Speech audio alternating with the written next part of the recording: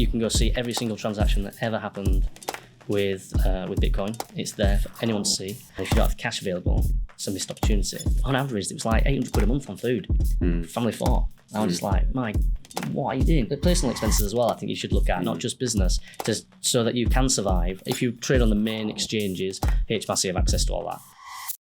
I'm Steve, I'm the Digital Director at Spectrum Group. Our mission in life is to unlock the potential of your people. And we do that through 3 things: hardware, software, and expertise. Welcome to the podcast. Today I've been joined by the usual Neil Wells. Sadly, we're without my other colleague, John Vanu. Sad face.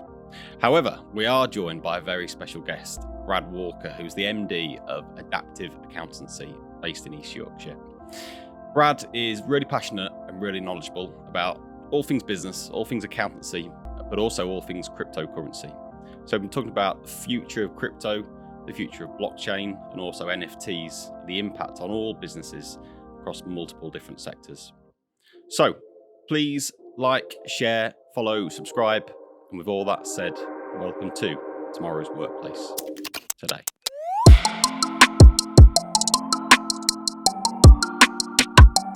Welcome, Brad.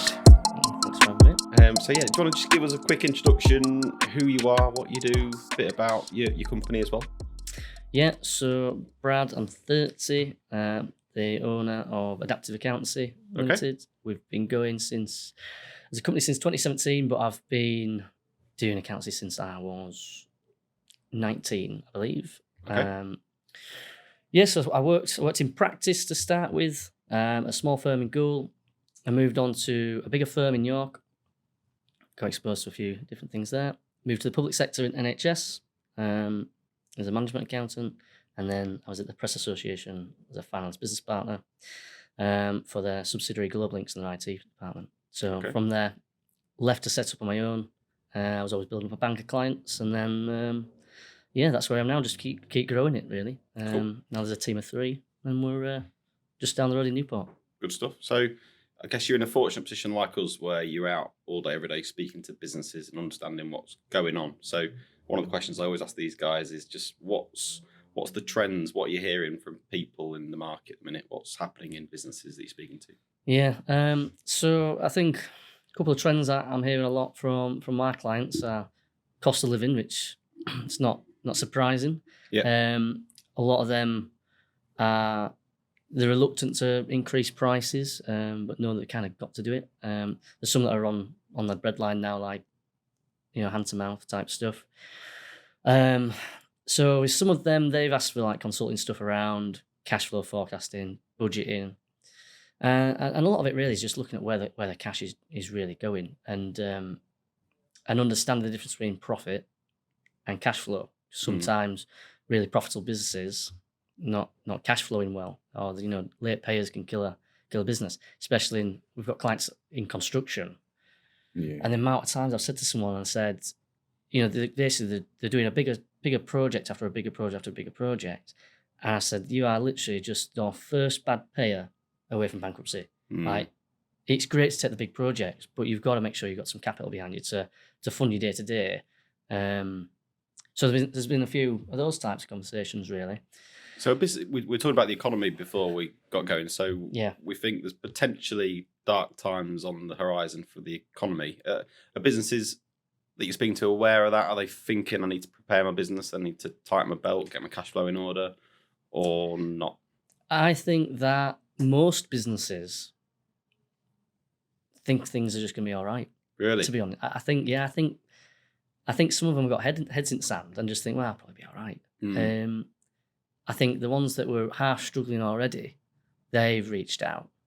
But I think there's a lot of people that are just thinking, well, anything that bad, it probably won't happen to me. I think that's sort of the gist I've had from conversations. Do you have a I know you mentioned construction. Do you have a theme or a target market area that you specialize in, or are you what type of businesses, I guess? Yeah, so a lot of startups. Yeah, so a lot of startups. So that gives us a breadth of industries. But in terms of areas that we sort of have more clients, I would say we've got quite a few in construction.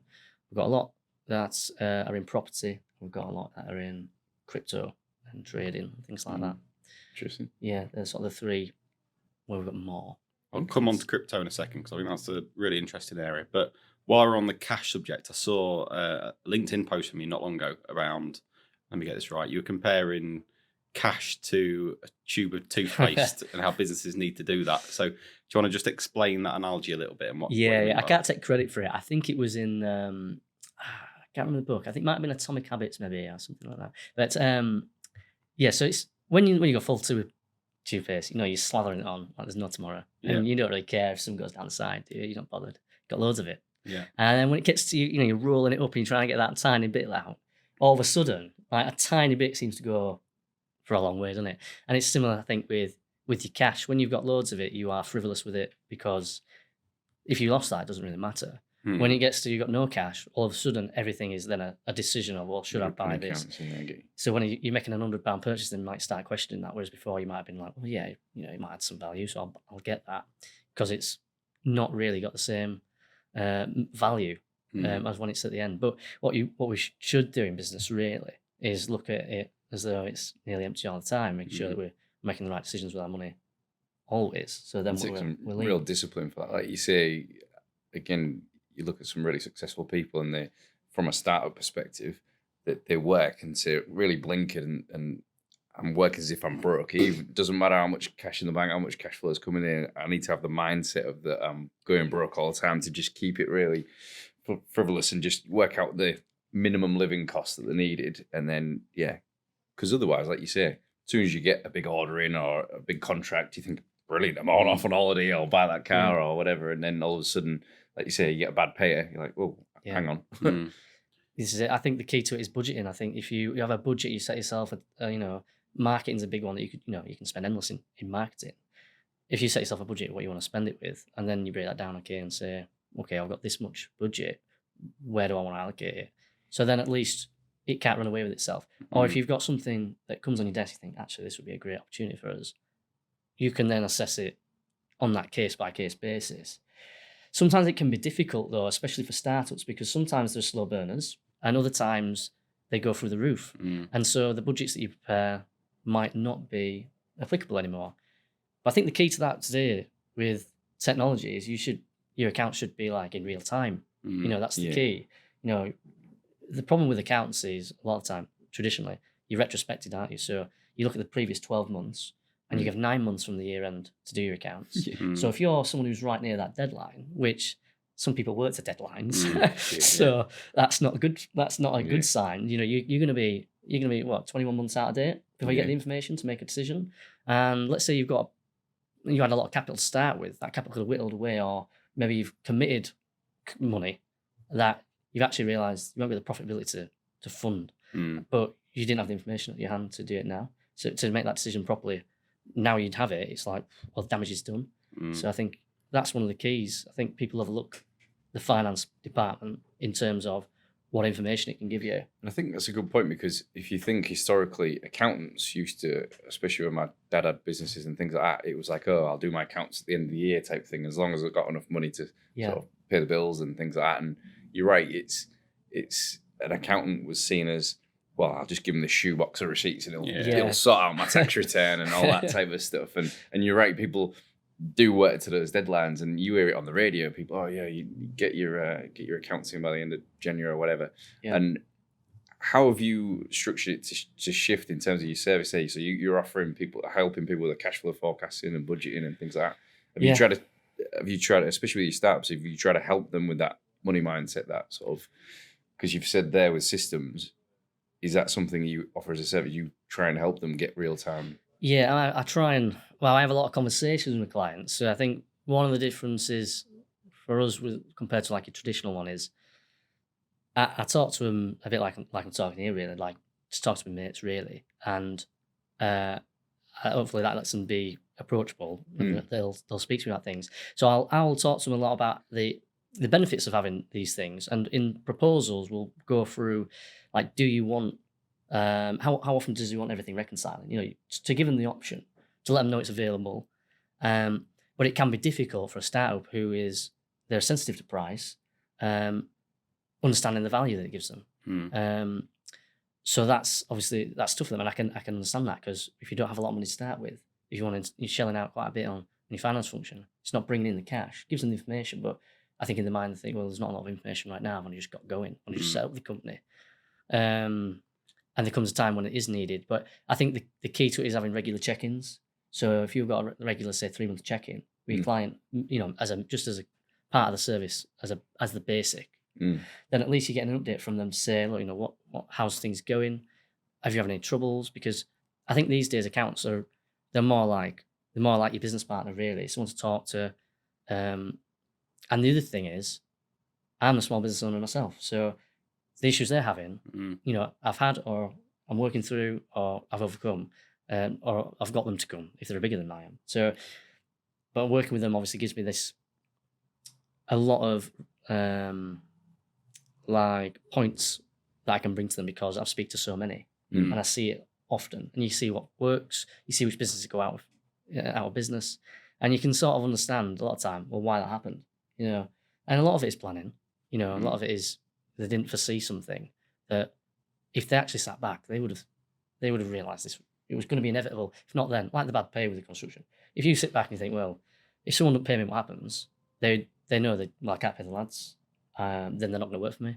And then before you know it, I've got nothing. That don't take a genius to know. It's just sometimes bringing it to them. You see it from working with different businesses. You have that exposure, don't you? And that's a very fortunate position to be in. If you're just working that one business, you've only really got your line of sight.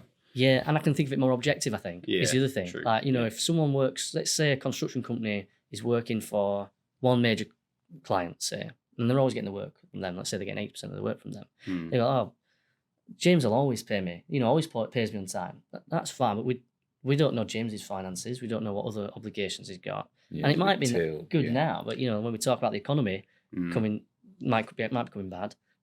Times will change, and it takes one domino to fall, doesn't it? And particularly in construction, where it's contractor into subby into subby into subby. Yeah. One domino. The material costs at the moment it's fluctuated. You might order it at one price, it comes in at a different price, and it's like, hang on, I hadn't factored that in. Well, that's a really good point, because then you talk about process there, because then you think, well, okay, if you was like a one-man band who goes in and quotes a job, and generally someone accepts it, relatively quickly, so the price of materials won't change, right? But let's say you go and quote a bigger job.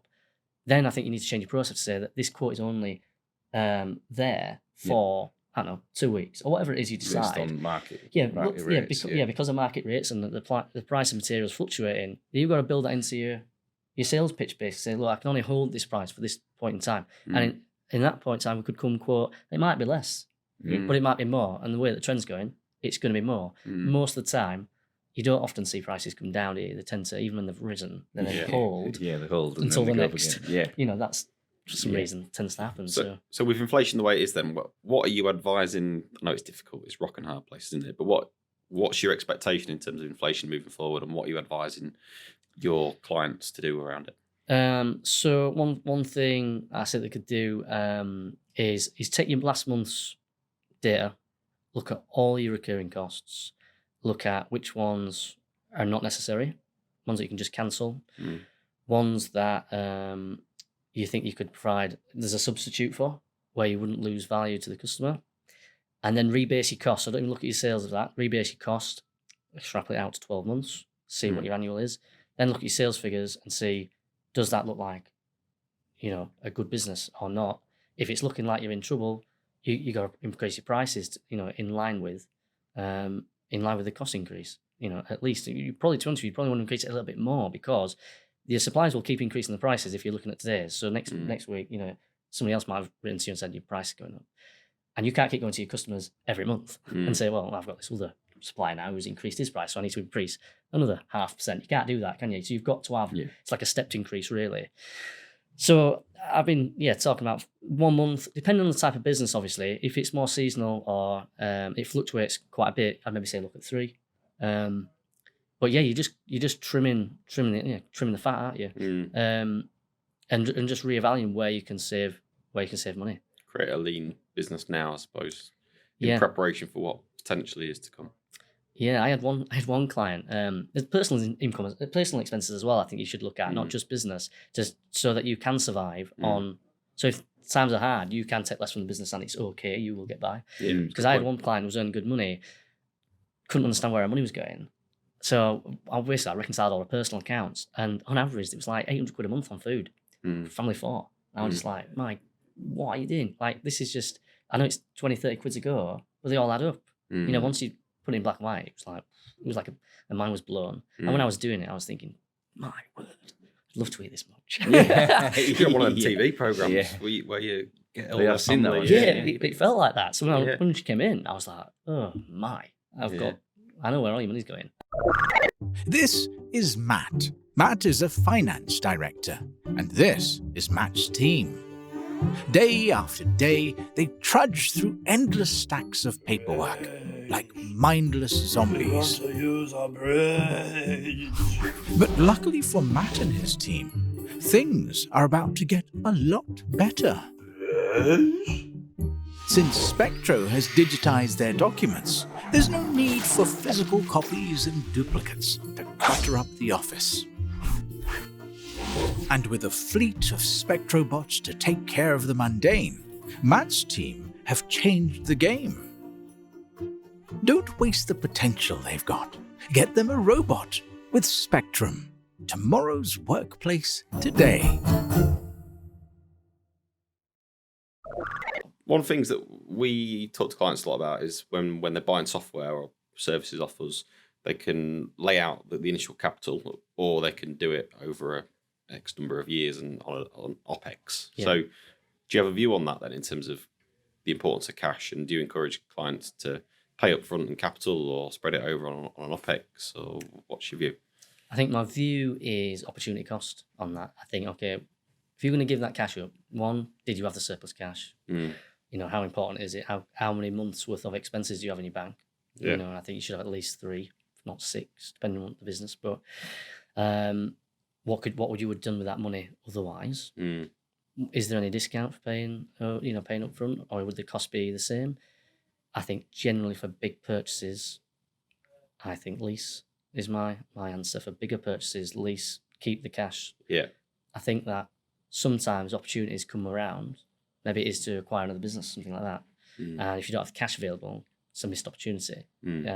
So from my personal perspective, I think you're better off with more cash. And probably more so now, because times are going to be hard. So, or could be. So, you need that extra capital maybe. That'd be my thoughts there. All right, I want to talk about crypto, because I'll be honest, it's an area I'm sort of aware of and know a little bit about, but not a lot. And I know it's an area of personal interest to you, and from a business perspective, you look after people that trade crypto as well. So I guess talk to me about the market at the minute, your view of the market, because obviously my knowledge of it is that it was very high. Yeah. It's dropped a lot over recent months. Yeah. What's your kind of view of the market at the minute? Yeah, so like we were saying before, weren't we? So the market cap at the minute of crypto is about $1 billion. And it was 3. So it's dropped 2/3. Now, I think you've got to compare that to stocks. Now, I don't have no numbers on that, but I know that stock prices from following them have dropped. So a reference point would be Tesla was $1,200 a share. It's like trading at just short of 700 now. So that's, almost half there. Yeah. So it's not actually that much dissimilar to the stocks. So there's that. There has been some horror stories recently of what's classed as a stable coin. So a stable coin is one that it's a cryptocurrency, but you just peg it to a fiat currency like the dollar. So basically one of their coin equals $1. And a lot of people hold their crypto in that because it's stable, it's not volatile, but one of them went bust. I remember reading, Yeah. Now, I don't know the technicalities of I tried reading, trying to understand a technical article about that, but it's something to do with the algorithms that forced it. But that's obviously, there's a lot of lack of confidence going on at the minute in crypto. But I feel like it's same with stocks. When you talk about, call it like dollar cost averaging, when people buy into like an ETF fund, they're putting in like, say, a couple £100 a month, and they do it for all their life, and they buy when the price is high and they buy when the cost is low, and overall stock market rises based on historical data. Now could be a good time to buy in terms of Bitcoin. Do your own due diligence. Now could be a good time to buy. So I think why is Bitcoin as a currency better than your pounds and stuff? So I would say the 3 main things that make it great It's transparent. There's a public blockchain ledger. You can go see every single transaction that ever happened with Bitcoin. It's there for anyone to see. The fact that it's decentralized, no one's in control of it. So with our pounds, government can print loads of money, devalues our pound. We can't do anything about that. We're powerless. Whereas in Bitcoin, it's deflationary. There's only 21 million Bitcoins, so they can never be in circulation. It's finite, so by nature should be deflationary. So help me understand that then. So 21 million Bitcoin, you can mine Bitcoin, is that right? Yes, you can mine it. So is that will increase the 21 million, or do you have to mine out the 21 million? Yeah, you have to mine out. I think it's around 20 million in okay. Maybe 19.6. I think I'm sure I read that number, but don't quote me on it. But yeah, basically the mining is all part of the securing the network. Basically, the miners are basically crunching algorithms that verify transactions, and then once it's verified, it goes onto the blockchain, and their reward is a small transaction fee plus a tiny bit of Bitcoin. And the amount of Bitcoin they receive is a certain value, and once and I can't remember how much it is now, but once it gets to a certain amount of Bitcoins being mined in total, the amount they receive for securing that transaction, verifying it, then gets halved. So they're like halving points. Okay. So that's kind of how it works. So with 21 million. I want to say that's been running every 4 years, something like that. I think it might be a little bit more. 2020 was the last time, and it did see a bit of a spike after that. Yeah. Did it I was saying earlier, so 2007 it did it, or 2008, when we've just come out of basically the big profit crash. And then at that point, Bitcoin tenfolded. And I know it did similar 2016.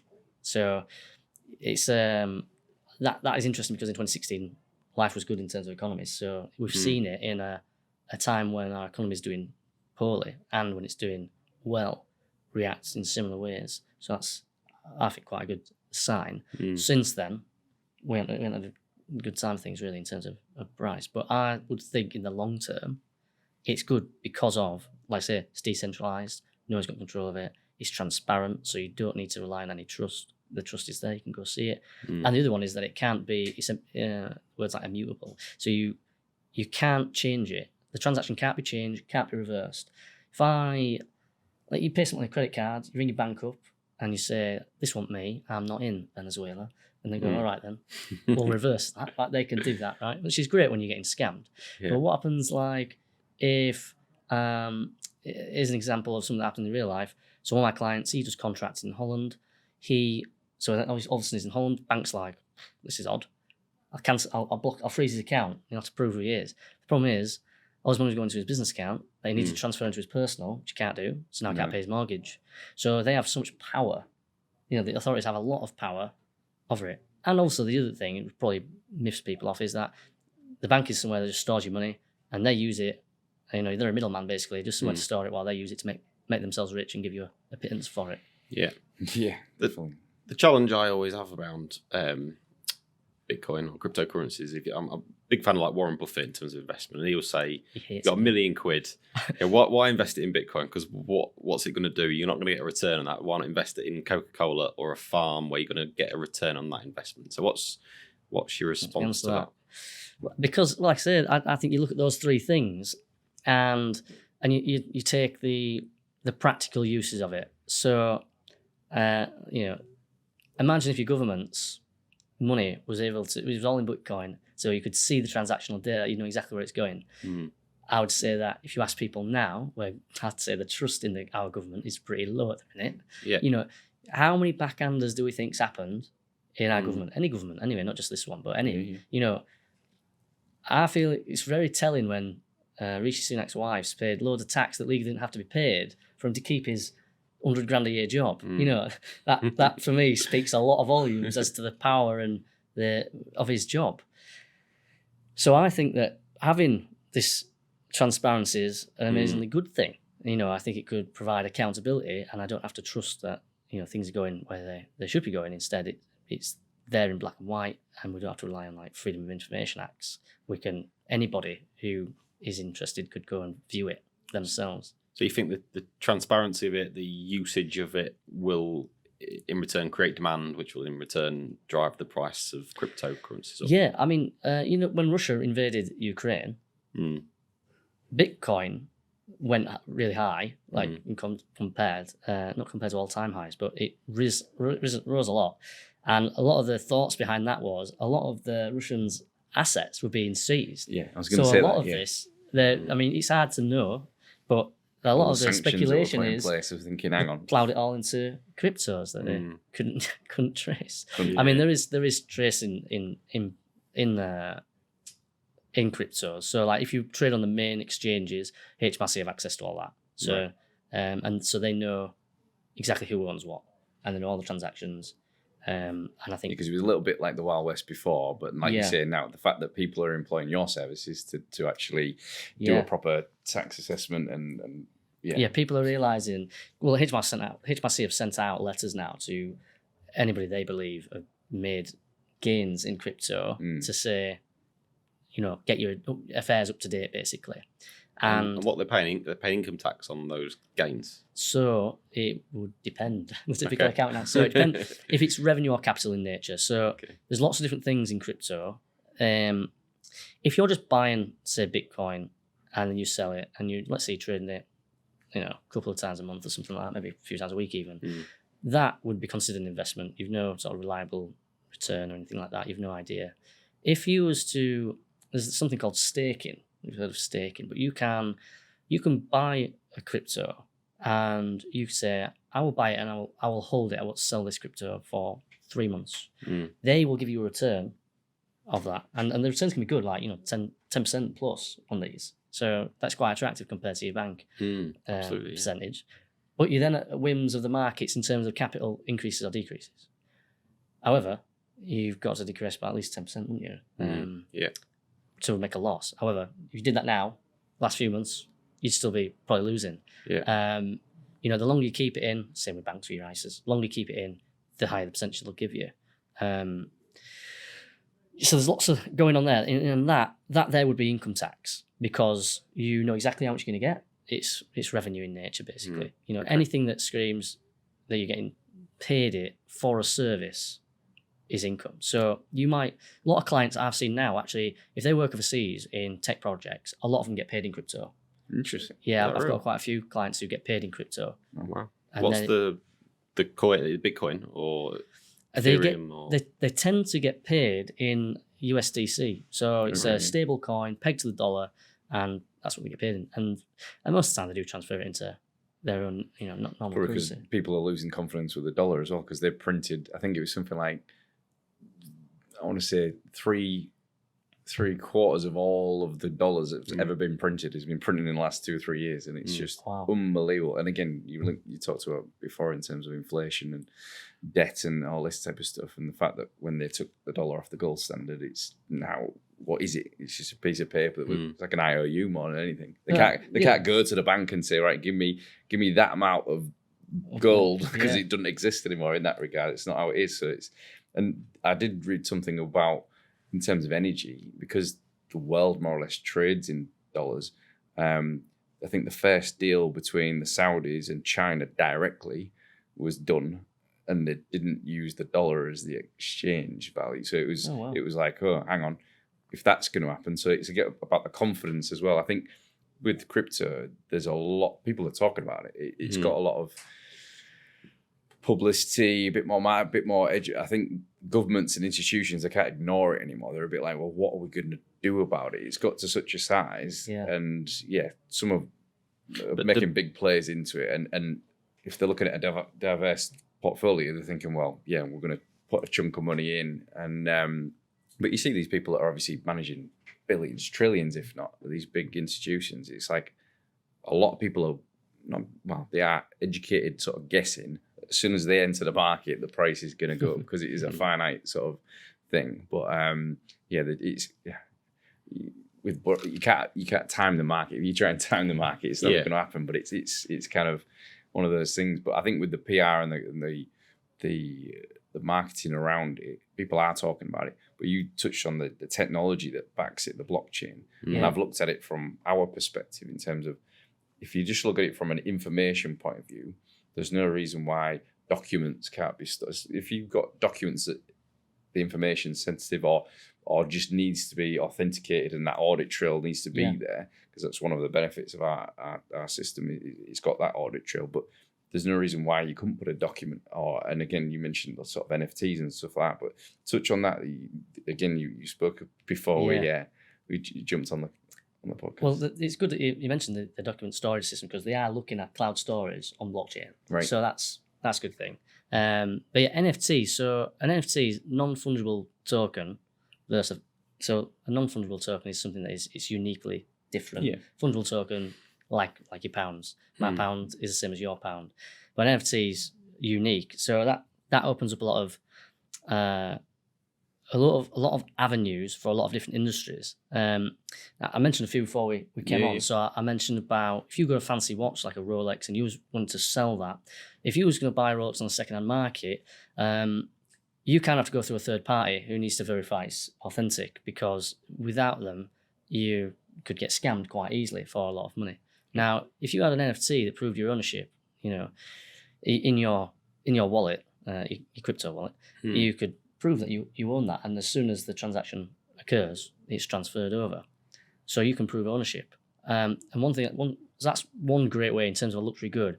Another luxury goods that I think would revolutionise, we didn't talk about this before actually, is in the fashion industry. So in the fashion industry, it's known for the throwaway culture. It comes into season and then it's discarded, and it's massive waste. It's reported loads in the media. So you imagine like the Gucci's, and actually, I'll talk about cars afterwards as well. So I'll just get another thought in my head. So now it's going to incentivize people to one, proves authenticity. So when you sell it on, you're getting the right thing. It's not a fake. But two, you can build into, so you can have smart contracts in cryptocurrencies. So if I take it back a little bit further, just so you understand this. So there's Ethereum, which is a different type of cryptocurrency. Now that, actually Ether's the currency, but Ethereum's the platform, and you can build applications on this platform. And on this platform, in the applications, you can build in smart contracts. So if X happens, then Y automatically triggered. That's really, really important, because when that happens, what you can do is you can build into that contract that maybe the original owner of that gets a little bit of the transaction fee. And that's common, happens, really good for the artists, artist industry. Because if you think, let's say we're an artist, we made an absolute masterpiece, let's say we're Da Vinci, right? And he's in today's world, and he's flogged his painting once. I bet the first time he sold his painting, once for 100 million that it's worth today, it'd be for, God, a few hundred quid or whatever. And then he's renowned as an absolute masterpiece, and now it's worth hundreds of millions. And all the transactions that happened after that, he never got anything for it. Never got nothing.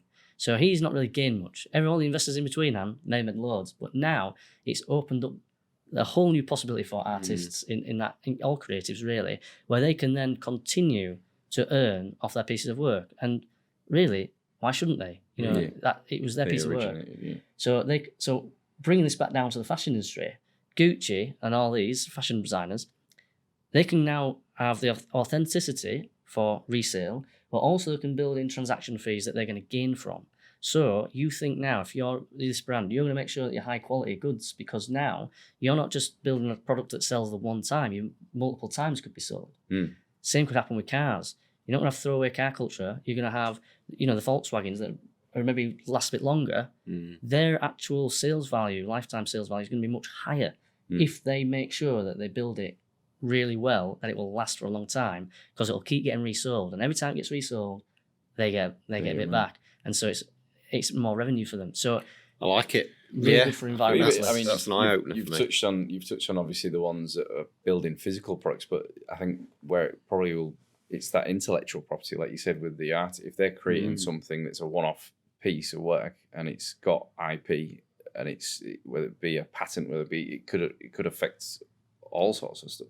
Again, engineering, space, anything where you've got to sell on a bit of originality, a bit of sort of ideas. But in our world, again, that whole sort of transactional, because I deal a lot with the purchase to pay sort of process. Like you said there, that could completely be revolutionized, because again, we're dealing with people that have got paper document. They're still literally transferring. Well, there's an invoice and there's a delivering it, so we've got proof of goods. And does that match my order and all this type of stuff? All could be just automated, couldn't it? Yeah. And it just makes it a hell of a lot easier. And like you say, coming back to giving businesses control and looking at the actual spend, it's that whole spend management piece is kind of where I sit day to day. But it's I see it being a big, because once you've got it digital, it's open. HM, you don't need to wait to submit it once a year. They can see it live. They can see what your transaction, what you're buying, how much tax is due, and things like that. So you mentioned the legal perspective, legal, which again is one that's very, very paper heavy, as we know. And I feel like that could all be done in the same way that your house is your house is an NFT. It proves ownership of the house. Once funds transfer, triggers the contract, transfers the NFT over. The land registry form is submitted. All those things. I suppose in the same way, selling a car, I suppose house builders could have a similar approach, could they? Where they continue to own an element of that house and sell it on over the lifetime of the... they could probably they could do something like that. And I wouldn't be surprised if it gets. They're not going to revolutionise the whole thing like in one go, but I bet in the future new builds will start coming along with them. I just think that at the minute the technology is not quite there to make it so accessible yet. It's still to create your wallet and to get sorted. Tech's a little bit. It's a bit painful. It's not exactly straightforward yet. Just download an app and set up an account. But once they start bridging those gaps, I think so that people who are not particularly tech savvy can get involved with it, and it's not like you don't need to know anything. Basically, it's all interface is brilliant. I think that's when you'll see a big uptake. You've opened my eyes a little bit actually to what blockchain and NFTs and the impact that they could have actually on industry. For me, it's always been a bit of conceptual, but when you talk like that, you can bring it to life of how it could change those industries over the next sort of 10, 15 years. I think it'll catch fire once you've got the entrepreneurs that can think of ways to commercialize it, and then you bring that user experience and the adoption, and you get them two things together, it'll fly. And like you say, it only needs a couple of industries to revolutionize stuff. And it's a bit like, I think about electric cars. The irony is, we've got a transport museum in Hull that there's an electric car from like 1901 or something. So they had the technology then, boom floats have been bumming around. But really, they made that much money off oil and gas and the combustion engine. They wanted to keep it. Actually, this is going to generate me more money, commercialize it. So once we find ways of commercializing that, governments make money, everybody makes money, then it'll be like, I think that's a great idea. I'll get involved with that. Let's write legislation that will get behind this. And I think, to be fair, there was talk of, I think there is talk of UK government and other bits coming out with their sort of own coins and all this type of stuff. They're all trying to play catch up a little bit, but at the same time, it's like... Are there any industries that are really leading the way on this? Like the likes of Gucci and Rolex, are they... Your main brands understanding it? And I think so, I think a lot of them are really considering it. Definitely people like Nike, they're putting in a lot of money in terms of... Yeah, because then it links into the metaverse side of things as well. I'm less informed on that. But because, again, the bits that I've seen there, especially brands, like you say, they're trying to embed their digital experience with the physical experience. And then in that world, as soon as it becomes more, virtual reality type of thing, you can, you're gonna have billboards the same as where you have it here. So it's how you sort of interact with all that it's interesting. But then how does it become unique, and how do you trade it? How do you make money? How do you commercialize it? How do you make money out of it and things like this? But again, computer games have been doing it for ages with like skins on your guns and stuff in Call of Duty or whatever it is. I would say cryptocurrency. You've got kids, right? So have you heard of Roblox? Yeah. Right, I bet they love it, don't they? Yeah. Right, and you Christmas comes around, can I get me some, I don't want the book, like, is it Roblox books or something? Whatever the currency is. That is essentially a digital currency, it's just it? tokens, and they can buy things in games with it. It's got a tangible, real value to it as long as people play the game. Well, that's happened for a long time in gaming. It's just not really, it's kind of been black market.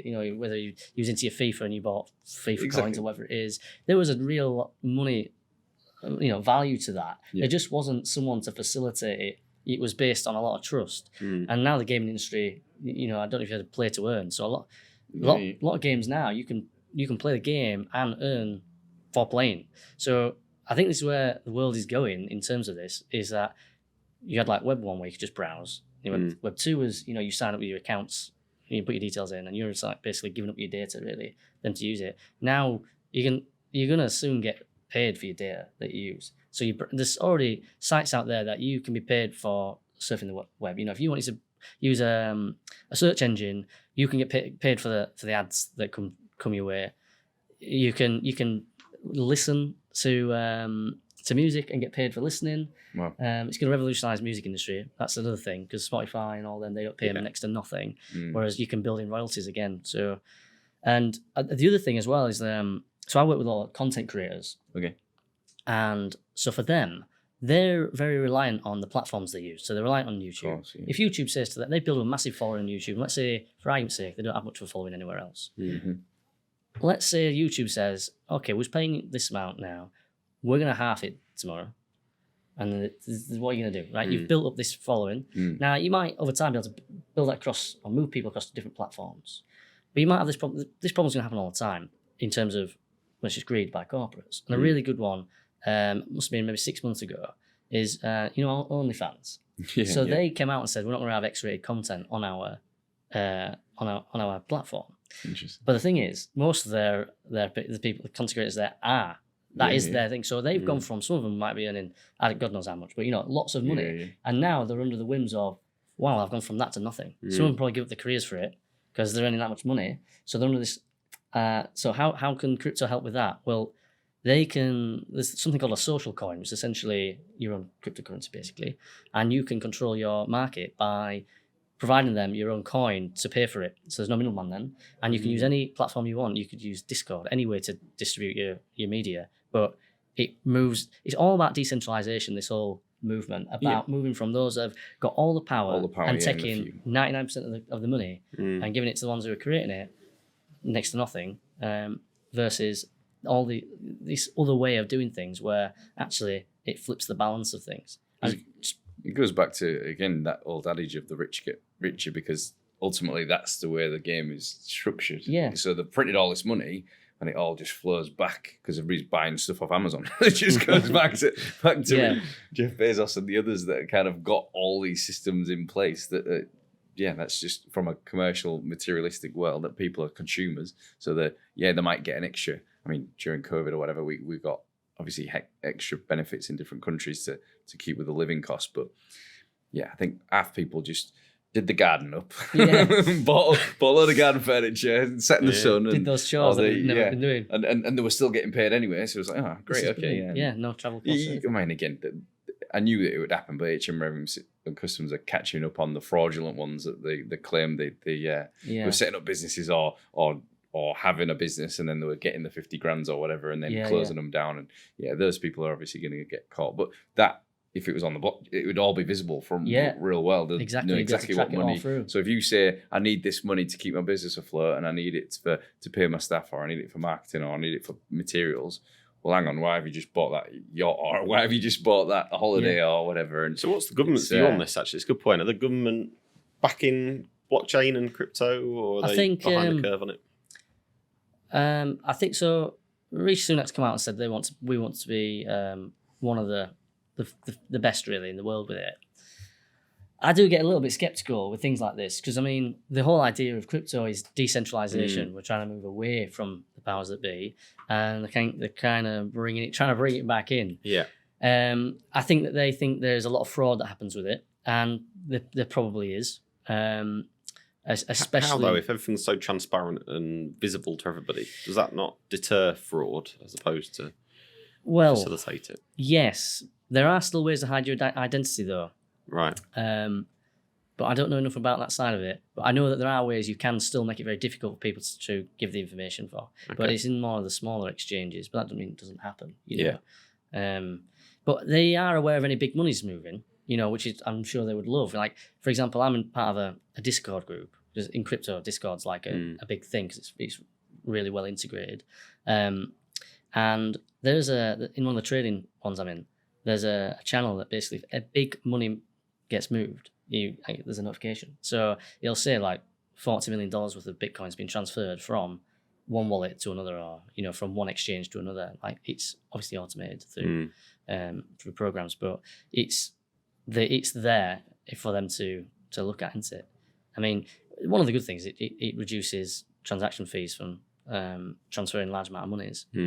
if you're transferring a lot of money overseas, then it can be really expensive. Yeah, but relatively small cost. Yeah, so it seems to remove the middleman a lot of the time from this. So I guess my question is, if it removes the banks from the equation, and the banks obviously very powerful in terms of lobbying the government, etc. Is that a potential blockage for this? Or? Yeah, it could be. I mean, imagine if everybody held their money in. Me as a business, not long back, I had a meeting with the guys and said, we've got cash in our business bank. Do we hold it all in pound sterling, or do we hold it in Bitcoin? Elon, was it Tesla that bought a load of Bitcoin? He bought loads of Bitcoin. Yeah, on the balance sheet.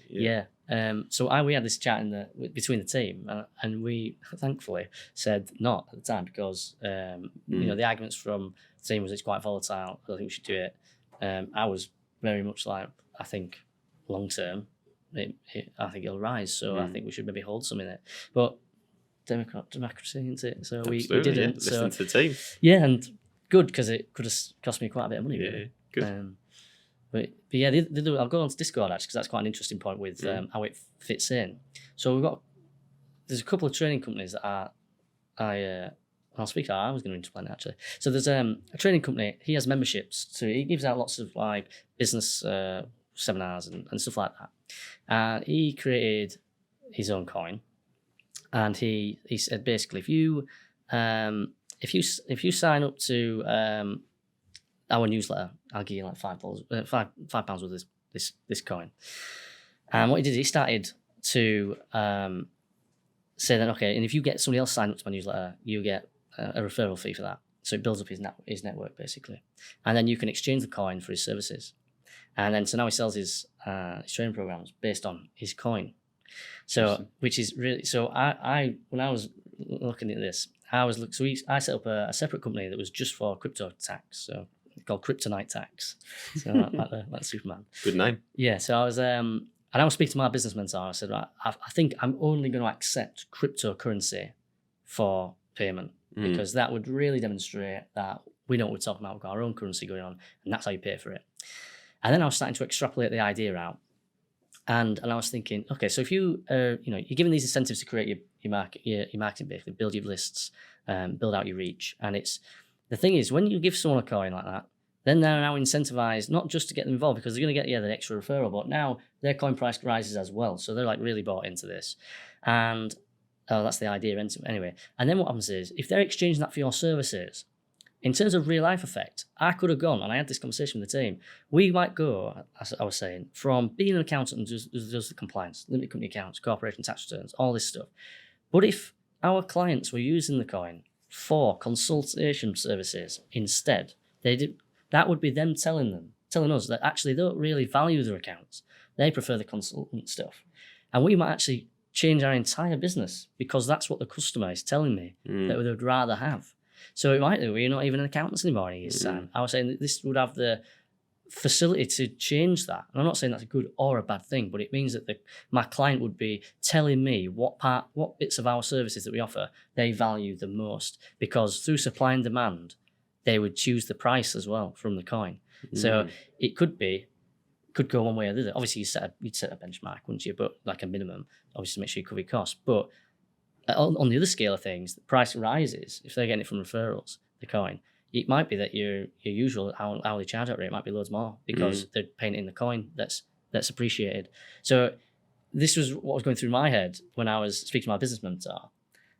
And she eventually tried. She did convince me not to go down that route. Eventually, she said I would, maybe alienate a lot of my potential clients who wouldn't want to do that, and maybe that would put a stinger on it. But then I also thought nobody's doing that, and maybe I should. Maybe I should do it anyway. But I'll maybe revisit it. But I thought it was a really interesting idea. Because really, for me, it's like nectar points or reward points that we've had for years. Like people give little vouchers or coupons or whatever. And again, it's a monetary value that's.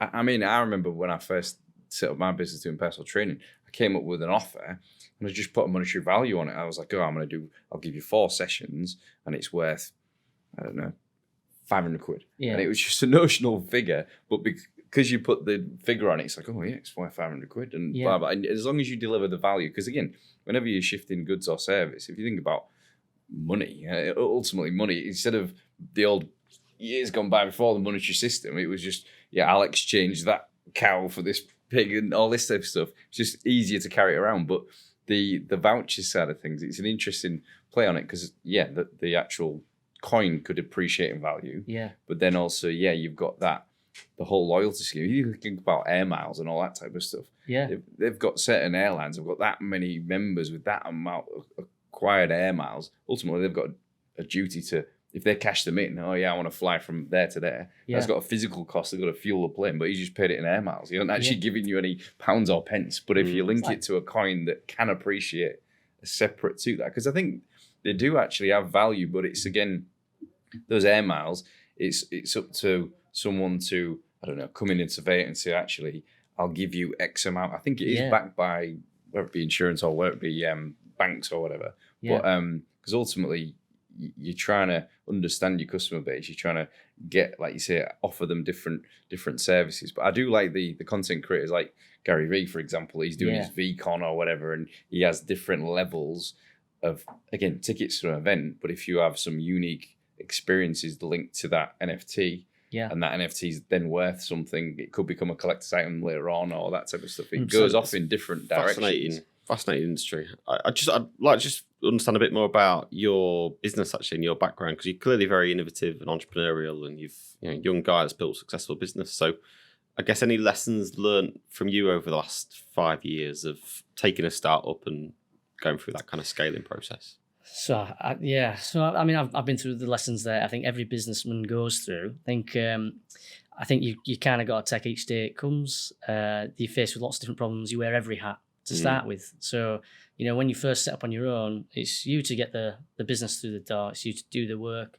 It's you to, do your marketing, make sure your admin's right. You've got to do all these things, and you never had to do it before. Before I'd go in and, before I was like going into a few meetings, doing a few accounts, but that's just like one small aspect of it. And then, so you come in, you have to learn all these new things, all the intricacies as well. Like, you have to get your website built, and you're like, oh, what? It needs to be hosted. What does that even mean? What do you mean I've got to host it? Like, why is it not just put up there? It's just little things. Like, it's the intricacies of it. SEO. Like, what do you mean? What, I've got to have backlinks? What's that? Why does that make a difference? You end up learning all this stuff that was always done by a department before in a big company, and you never knew what was going on. And now you've got to kind of try and learn all this stuff, but then you understand you only have so much time, and you've got to then structure your time. So in the early days, it was like, you need to basically put the time in the right things. Now we've got staff. That's a whole new, I always think that those are the first sort of problems you have as a business. Then when you get bigger and you have staff, now you've got a different set of problems, because one of the hardest things you've got to get over is they won't care about your business as much as you do, and nor should they. Yeah. They have different wants to what you want. Like, if I want to grow a business, that's great. They want to get home to see the kids at 5:00, and you've got to make sure that you come to a working arrangement that works for everybody, that gets the best out of them. And I think that can be really difficult, because everyone's got different things, and so sometimes it can be hard to empathise, or not hard to empathise, but hard to understand exactly what they want. And sometimes they don't know what they want. That's the other thing. So you might offer them flexible working, but maybe they just like the routine of 9 to 5, and now you've given them this decision to make every day where they can come in whenever they want, and they don't like it. You don't know. And some people want to work from home, then realise... Some people like to wear a uniform and go to work in routines. Yeah. And I remember a previous job, we did a survey saying, do you want to wear a formal uniform, or do you want to wear jeans and t-shirt? And fully expecting everybody to come back and say jeans and t-shirt, and something like 60% came back and said, I want a stipulated uniform. Yeah, I mean, I got rid of it as I used to come in a shirt and tie every day, and I thought, why am I doing this? Like, not one of my clients would think less of me for not wearing it. And it's 2022, and I thought, why would I'm intrigued on this, because again, I a bit like you, I see companies at all different shapes and sizes. So for some of the smaller ones, for me, what's important, because I'm looking at their processes, because again, systems, processes, and then I'm looking at trying to automate them processes. Some companies don't have the processes mapped out properly. Did you do that as a conscious thing? Was you thinking, right, okay, I'm going to be technology first, I want to be lean and mean, and sort of put these as much automation in place? What was your mindset around that? Yeah, no, I'd love to say I was, but I won't. I mean, when I Just first jumped in and went, jumped in, yeah. thought I can do accounts, that's fine. I've been doing it ages. Do you want your books doing? And I learned a lot of little lessons, really. Like, for example, if someone comes to me, however they did it before, I would just follow the suit on how they were doing it before, in terms of how they're giving me the stuff. Whereas now I'm much more like, I want your bank statements, I want all your invoices put into Dext. And I don't care if you do it or I do it, they're going to Dex. So I am more streamlined now. When you go from being one-man band to, some staff, that's when it starts to be, that's the problem then. Because now you need process, because otherwise... Standard operating procedures. Exactly. Because one, you need to maintain quality, you need to make sure nothing's missed. You can't be on track of everything all the time anymore because there's too many people. So we're going through a process now, really, where we've got most of our procedures in place, but we are fine-tuning a lot. And so our new hire who starts next month, a lot of her work's going to be project-based around processes. And all the processes, really, we've mapped out what the client experiences from when they first call me to when their accounts go out the door. Everything in between, we've mapped that out, and we're just going to go from left to right on that map. And we're trying to find basically something to wow the client with at every stage. So whether it's the proposal, whether it's when they first sign up, maybe we give a little welcome gift, or we've mapped out lots of ideas. Then we need to cost it, and then we need to say, right, okay, is it feasible? Which ones would be appreciated? Which ones wouldn't be? And we're going to work on that with new member staff. But that's a process we're going through, and like I say, that's what I'm still learning. It sounds like it's that continuous improvement type thing. You're circling back and saying, how can I improve? How can I tweak it? Because I find some businesses, they might have been in business 40 years, but they've done the same turnover for 40 years. They haven't grown. They've still got 10 staff. And it's like, okay. And then for me, I'm thinking, well, have you just been doing the same thing over and over? How have you've not obviously pivoted? There's been certain industries, like I said, that I think they've ridden the luck to a point where they've just stayed as they are, and it's like, if it's not broke, don't fix it attitude. Whereas some of the people that I'm dealing with now, they've got a bit more of that entrepreneurial sort of spirit, thinking, well, actually, no, I want to grow my business. I don't want to just stand still, because we all know if you stand still, inflation's going to... You 1 million turnover 20 years ago, it's completely different to what it would be now. So it's you're clearly optimizing your business, and it's interesting. We often see clients who don't have any process, and then we get some process in, we get some structure in, and then the third phase is how do you actually optimize that? How do you turn the dial up? And it feels like you're already in that kind of third phase. I think I'm in the middle of it, all nailed down yet. So we're going through that process, and really the reason behind it is to free me up,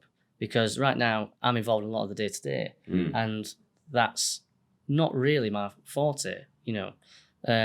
I'll be better at bringing in the new business and working on all the strategy where I see the business going. I want to work on that. Working on new business. Exactly. Working on my business. That's where I want to go. And ultimately, in the long run, I will never exit my business unless this gets sorted, unless it gets standardized and someone can come in, which also increases the value of my business as well. Because if someone wanted to buy my business, I think I'd be in a better position than most firms. But the more structured, standardized you get, the more value you've got in your business, because someone can pick it up and they don't even need to. They wouldn't even need to be an accountant. Just keep running it. They could just have it cash flow. That's a great point. Really good point. Yeah. That is something I don't stress enough. I think, like you say, the value of actually getting people's information out their head into a process, and then what we do is then try and automate the mundane bits around the edges. And the valuation piece, because again, we know from our business looking to acquire other businesses, like you say, how do you value it if it's and especially if you have one person that's either going to retire soon or move countries or circumstances change. Well, hang on, what critical IP's cog in their head? Like, wow. I'm going to ask you one more question. Which the podcast is tomorrow's workplace today, so. And a specific your industry, actually, accountancy, which is probably known as quite a bit of an old-fashioned industry in some areas. You break the mold, but cast your mind forward 10 years. How is the accountancy world different, or the finance world different to what it is today, do you think? So 10 years, I think that there won't be very many businesses who aren't operating without real-time information. I feel like they will know their accounts there and then, always, which should help them make better decisions. I think that their time spent on admin will be greatly reduced. I think that by the time because you can have, I'll tell you why I think that'll be completely go in. Where you've got bookkeeping, you can have all your letters going to your invoices sent to one email address. You can, or a physical address if it's physical, that can be automatically emailed to an email address which forwards to an app that extracts the data, and then it can be automatically posted using rules and posted straight into your bookkeeping information. So without you touching any invoice, you've already got all your invoices come in your software, everything extracted, and you will still need someone to oversee it a little bit because for error, while it's learning it, but that should be very minimal. Where it might take you a team of 10 these days for a big company, I can't see why it wouldn't take you just the one person, and that would just be one area of their remit. So that'd be one thing.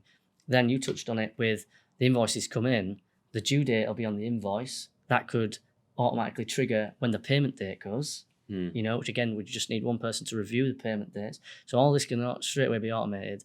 The banks should be automatically rec with rules in place. You see this from this, basically it's essentially like a VLOOKUP really. You'd have, you see this line on your bank statement, you post it to this part of the accounts, and this one would be, this is the VAT code, and it goes. So most of your data should be in without you doing a great deal. You're just someone checking. And then I think as an accountant, your role will be that business partner role. Yeah, I was going to say going through the journey with the client and saying little things like when you first set up, and someone, and I was guilty of this when I first set up. Brad at Adaptive Accountancy, give that to everyone.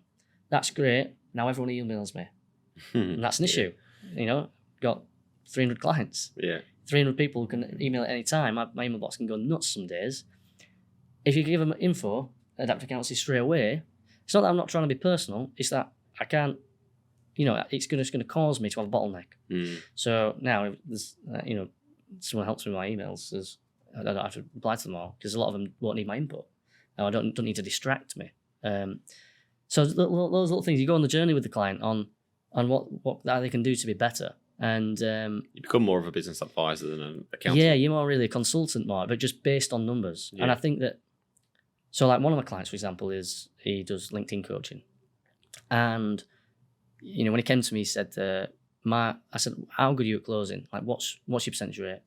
He said, oh, it's really good. I said, right, what numbers you got? So I think it would be coming out of the finances, because what I did was said to him, what we're going to do, we're going to go see how many connections you make a day, how many of those turn into calls, how many calls turn into a client, and then we'll know.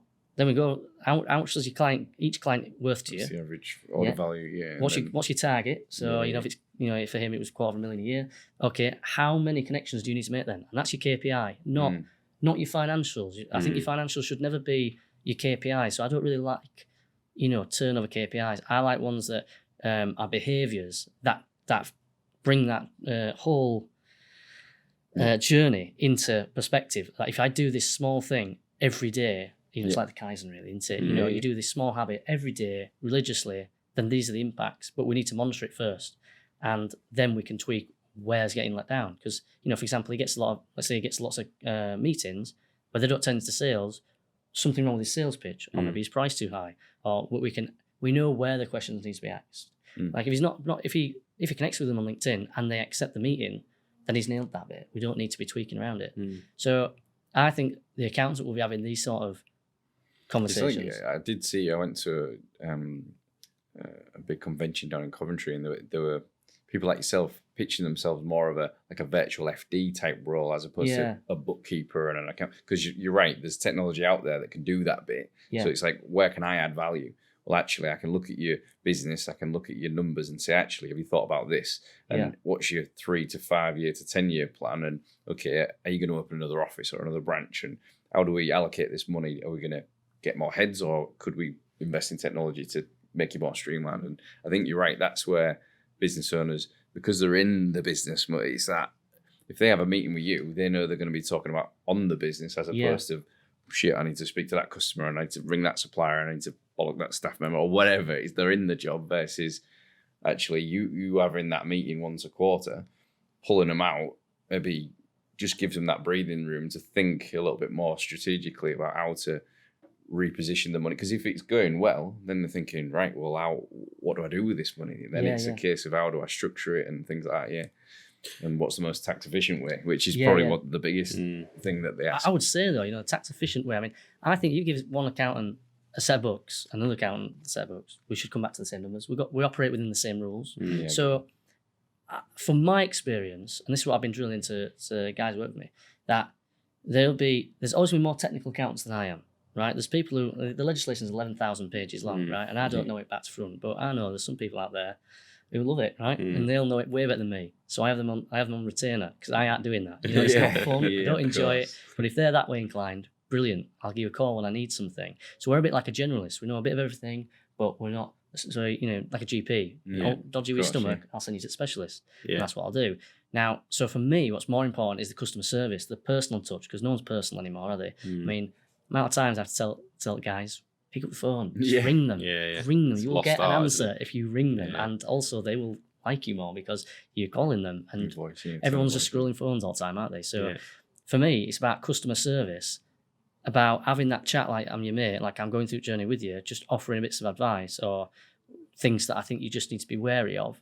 And going through that journey with them. I think that my feedback from clients has been that is more important to them than how technical my knowledge is. Because if they've got a technical question, I'll be like, well, I think it's this, but before I say, I'm going to come back to you once I've spoken to somebody, and they don't think, they aren't sat there going, well, I thought I was an accountant. What, he doesn't know it? Don't know that messy manual. What's going on? Don't know that. So I go back and I come back to them, and all they care about is that I care enough to go and find the answer for them. So they more Google knows. Yeah, Google. Well, if you Google some of the complex stuff out, it's not really that easy to understand. And also the HMRC guidance doesn't often give you the most tax efficient route. They just tell you what they're and also the HMRC guidance is their take on the law. It's actually not the law itself. So often that's wrong. You only really know from case law, but that's another by the by. But I think the key to it is being just really good with them personally is way more important. And I think that's why we've got so many good reviews online and stuff. And I think that's the whole point. I try and get that across with if you can put some technology in place that's going to stop you wasting time doing all this mundane stuff, it frees you to be a human, to talk to another human. More fun as well. Adds more value to them. Like you say, more fun, better conversation. It's actually freeing. And again, you've done it, so it's great.